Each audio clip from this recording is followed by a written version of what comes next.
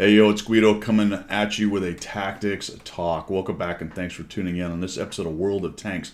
We have Cheesehead in his JP2 German Tier 8 Tech Tree Casemate TD.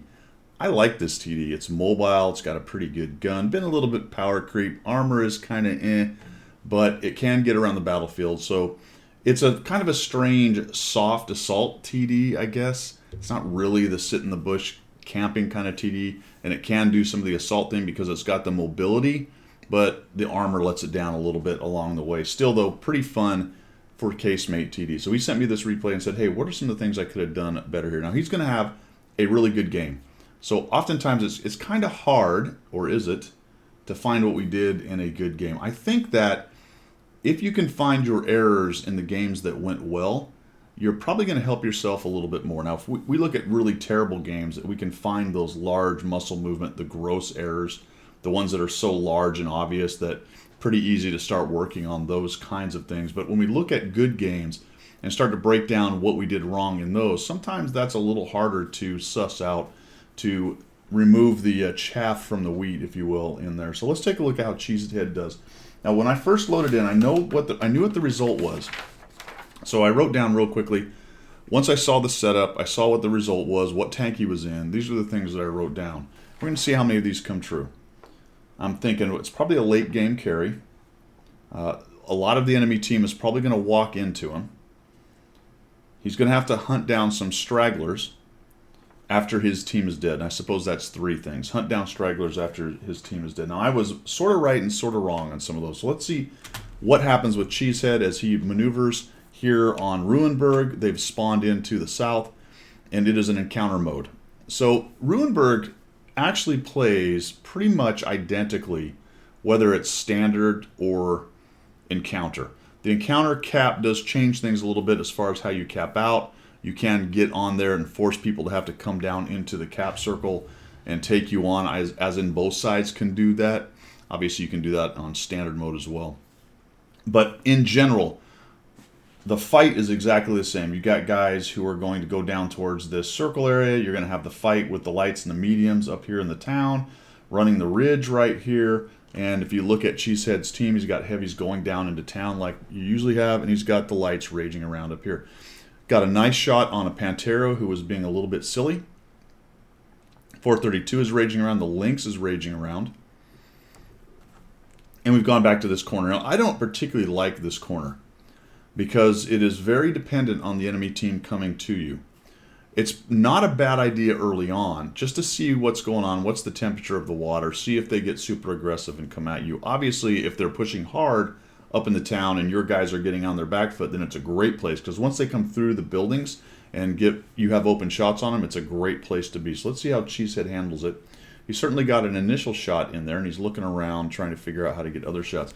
One thing you might think about here, Cheesehead, it's a hard shot, but this Lynx that's raging back and forth is showing you a very large inclination to come up high enough for you to shoot him. It is possible, and right now you're investigating shots over here, which is a good idea.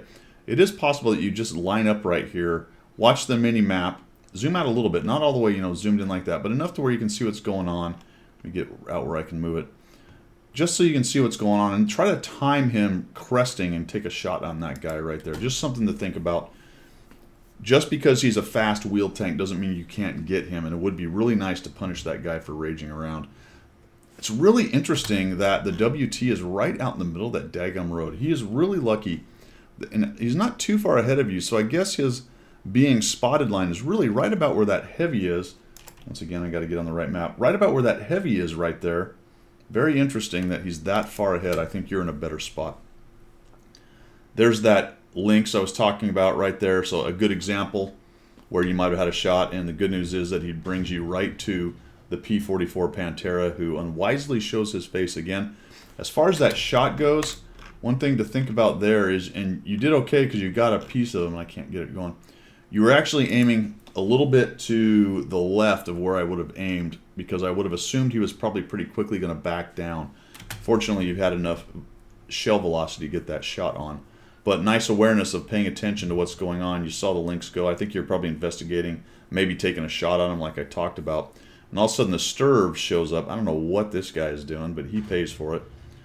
You smack him. I might have waited till the circle was completely down. It looked like he was about to get behind the building, but I think you had another potato in there or so to let it aim. And this will actually get you on a couple of occasions. Now, snapshots not fully zoomed are fine. They're actually not bad shots. But if you have the ability or the time to do it, I might have just snapped one off at this guy. Just put it out in front, take a shot, see what you can do with him. This tank reloads fast enough that you're not hurting yourself too much, but then all of a sudden, Mr. RHM makes a very foolish move, shows himself and eats another 453. Looks like the RHM tags him as well. The IS-6 is in there, and down goes the RHM, looks like, to Artie. So you've lost some guys. You've got a Pershing, you've got a Turtle Mark 1. Somehow this RHM is still sitting in the middle of the road unspotted. Just somebody with enough view range hasn't come around the corner yet. That one made me laugh. I think you were really going for the Udez, but you popped the scout. That's a great kill, because now that fast scout's not raging around causing you issues. So you're trying to aim in. Thank goodness for no more team damage, or you'd have taken that Pershing out right there, right then. Nice aim in on this guy. We're just going to eat this guy's lunch. Down goes that dude. And now all of a sudden, holy cow, look at all these mediums. They're all over the place. And now it looks like the RHM is thinking better of sitting out in the middle of the road. Now, I saw you back out right here. We take a look at the general situation. We're doing okay down in the city, but we're down to our 2 TDs, and they have basically beat all of our light and medium tanks up here. You're just a little bit outside of this bush to the right of it. I think I would have gone slightly left, right over to here or so. So you could still watch this area, but you wouldn't be spotted so easy, and that would allow you to get the first shot without somebody seeing you if they're coming up this way. So it looks like you're sort of getting in the bush, and then when you turn yourself, you're really sticking your rear end out and right down that road. So I think you're risking getting spotted, and maybe you just figured it out. So there's the IS-6B. The RHM, nice aim. There you go. Again, I think I would have waited and just fine-tuned that aim just a little bit, but it works out for you. Now, you noticed that pretty late. You're starting to react now. This is maybe one of the worst things mechanically that I saw you do on this game. You know, we talked about the initial positioning. I don't like it. Then you might say, well, fine, Guido, where would you go? It's tough, right, with this casemate TD. I'd have been down in the city, but that's how I play the casemates. And it turns out where you went was a great spot. The enemy team kept pushing in. The question you need to ask yourself is, what if they hadn't been pushing in? What if your guys were losing up here in this battle of attrition and you were just sitting back here getting no shots? Your guys pushed in up into the north part of the buildings. Their TDs started wrecking them, and you're just kind of hanging out back here. What would you have done? My answer would be you've got to get up there and do something if all your guys are starting to die and that big old gun of yours isn't doing anything. Yeah, it's a pain. It's a casemate, but you were going to have to get into the fight. Good news here is, not a factor. They brought the fight to you. So initial positioning in a casemate TD like this, if they do bring the fight to you and you continue to have shots like you did, then keep doing what you're doing. Fantastic. Worked out really nicely. I just had a few mechanical things we talked about that were big issues there. Not big issues. A few mechanical things that were little issues. The biggest issue I could find at this point. But I want you to watch this, because this one I almost threw up. So we zoom in on this guy. We're probably thinking, oh God, here comes a medium. I got to get my shot off. You had all kinds of time. One thing I'll do in this case is I see them coming, a medium like this. I'll just zoom out and auto aim the guy, and then I'll shift my hull to the right, because you can see that you're coming up against the azimuth stop of your gun. You know he's coming from slightly left to right, so you're going to need a little bit of lead. Just move your casemate, move your hull this way a little bit, and then kind of zoom in slowly and then take that nice shot right there. There's no real reason to rush that. There's 2 of you. You got him. No big deal here. And then I think we get a little bit of panic mode here. Whoa, holy cow. And now we're in sniper mode, and we're trying to track a fat. This is good. I'm just going to let it go. This is, oh God, oh boy, oh geez, where'd he go? Oh, there he is. Oh, lordy, oh God, got him. That is one of the best examples of looking through a soda straw giving people issues that I think I've seen in a long time. Where you're all the way in here trying to track guys. Like, oh geez, where'd he go?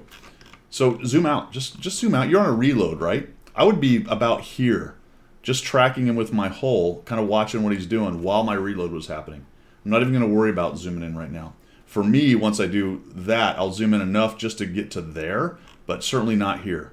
right? Just enough to go there, so now I know where my pipper is, and I may have to move my hole, and then I can pickle off a shot that way, no problem. The other option is, and you'll see this a little while later as well, you could have just put this pipper on him and right-click auto-aim, and then follow him through this, and then zoom in and fire away, or even just fire from this position right here. You guys had him. There was no big deal. The only bummer is the artillery, although we're going to find something about the artillery a little while later.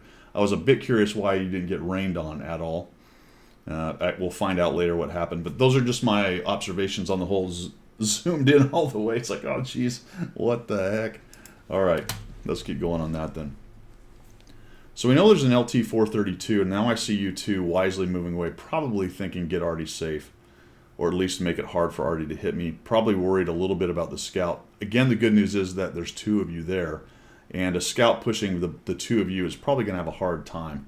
Somebody does spot you, so there is someone around, and it looks like the 432 potentially went through there and saw you, because you can see he's going after the Artie, or maybe the JP2, but I really don't know if the JP2 had quite enough spotting, because he's a little bit low behind that line. I gotta get over here. He's a little bit low behind that line of bushes, and the south line of bushes are between him and you, so more than likely it was the 432 raging through. So I thought this was a good reaction here. We're going to come over and get a shot on the JP2. Something to think about there is to potentially keep pushing in and try to get that scout out.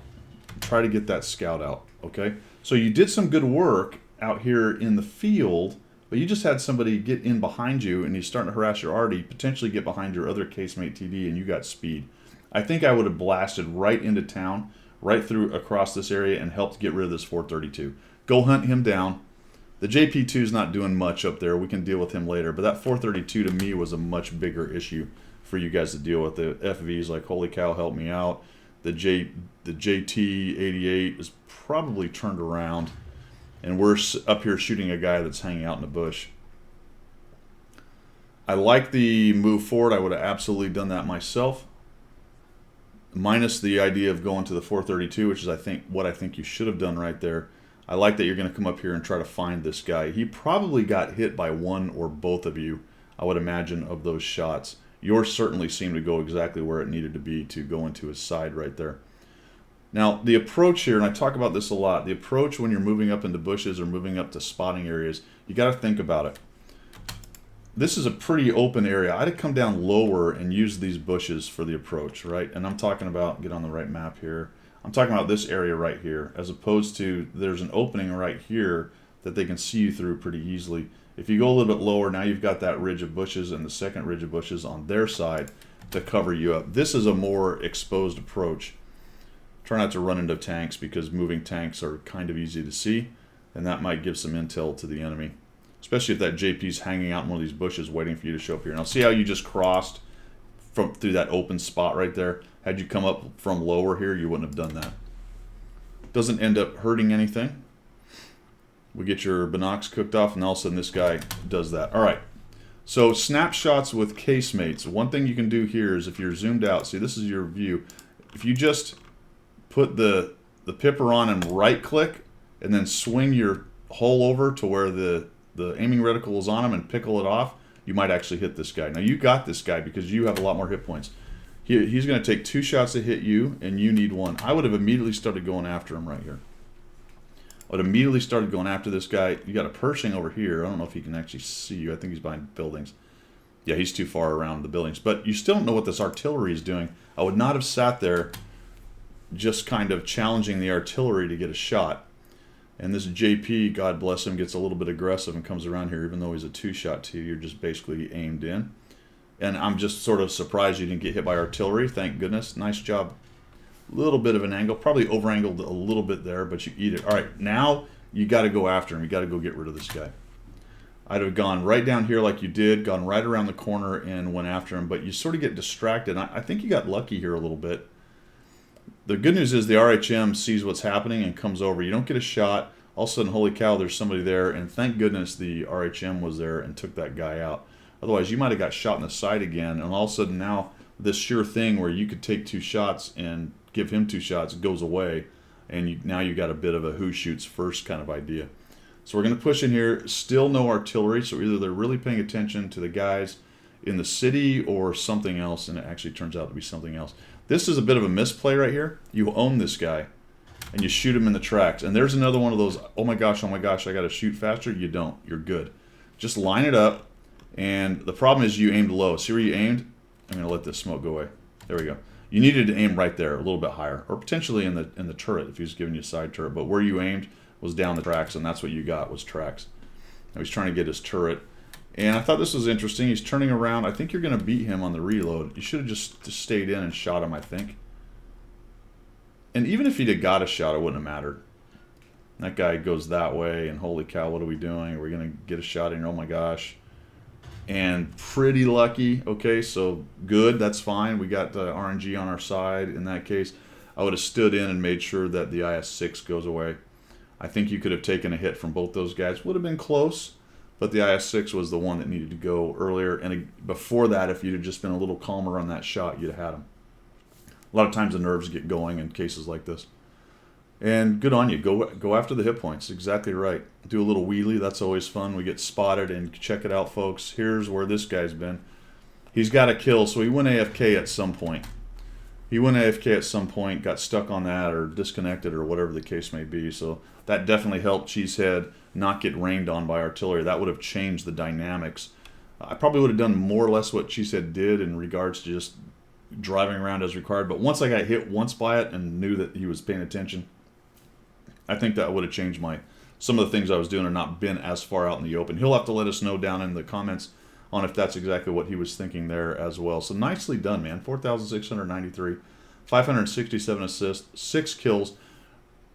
A really good example of TD gameplay on one of the smaller maps with the understanding that the enemy team kind of fed into his gun. And there's nothing wrong with that. I'm not scoffing that at all. But if that wasn't happening, make sure you have a plan to do something else, and that plan usually means a little more aggression. I think there was a couple spots where you could have gone after them a little bit more. You rushed some shots. I think you didn't need to rush. You didn't take a couple I thought you could have taken.